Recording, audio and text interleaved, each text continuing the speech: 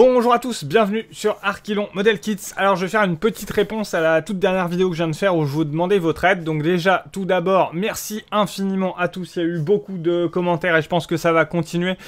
Du coup, vous m'avez bien aiguillé. Donc j'ai fait quelques tests que je vais partager avec vous qui pourront vous servir, voilà.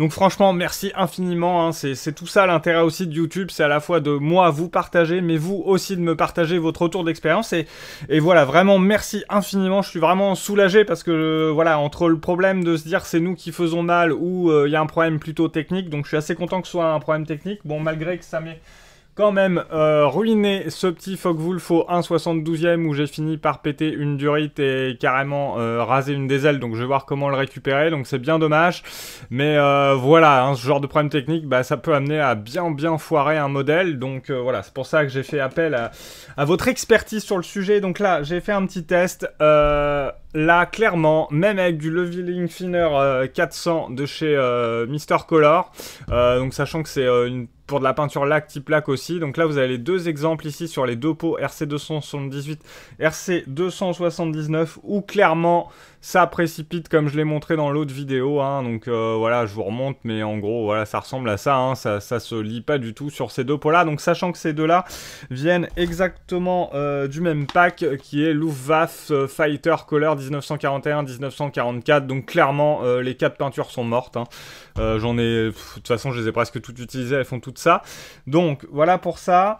J'ai pris du coup une autre couleur, donc pas vraiment un problème de diluant, clairement un problème de peinture, parce que même en changeant de diluant, on a le même résultat. Et donc j'ai fait un autre test avec un pot beaucoup plus récent que j'ai acheté il n'y a pas très longtemps, qui vient du set numéro 42 World War II Rough Temperate Sea Chem.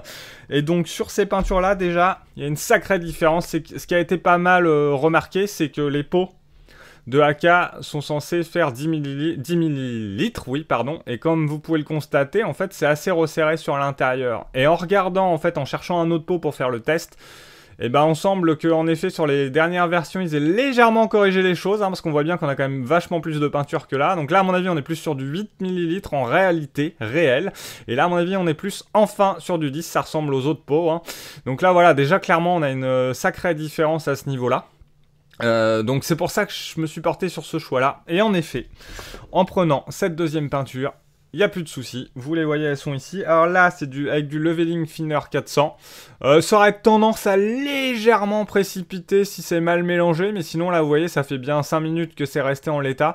Donc rien à voir, vraiment rien à voir avec les autres peintures. Et si je reprends le compatible, donc le thinner de chez AK, hein, prévu pour le High Compatibility Thinner qui est là, bah là pareil, hein, il n'y a pas de souci, ça précipite pas, là c'est juste que je viens de remélanger, mais voilà, la peinture est bien homogène, etc. Bon, sachant qu'en plus c'est un pot que j'ai pas non plus mélangé pendant 3 heures, hein. Bon, il a une petite bibille, etc. Mais voilà, j'ai été assez rapide dans l'idée. Donc là on voit clairement, hein, la différence entre les deux, il y a clairement franchement pas photo. Donc voilà, j'espère que ça pourra vous éclairer. Donc malheureusement, je sais pas si on peut se fier au-dessous du pot ou qui sont plus ou moins remplis ou pas pour avoir un indicateur. Moi je vais pas avoir d'autre choix que de tester à peu près toutes les peintures, mais mon gros problème c'est que là j'en ai rien que sorti que 3 à 4, mais je dois avoir au moins une centaine de peintures de chez Archilon Color actuellement, donc je vois mal comment je vais pouvoir absolument toutes les tester, hein. Même des dernières que j'ai achetées séparément, là j'en prends pile poil vite fait dans le tiroir. On est pareil, hein, elles sont toutes sur le format qui est beaucoup moins rempli, on va dire, donc ça, je pense pas que ce soit un bon témoin, sachant que sur le turquoise j'avais pas eu de problème.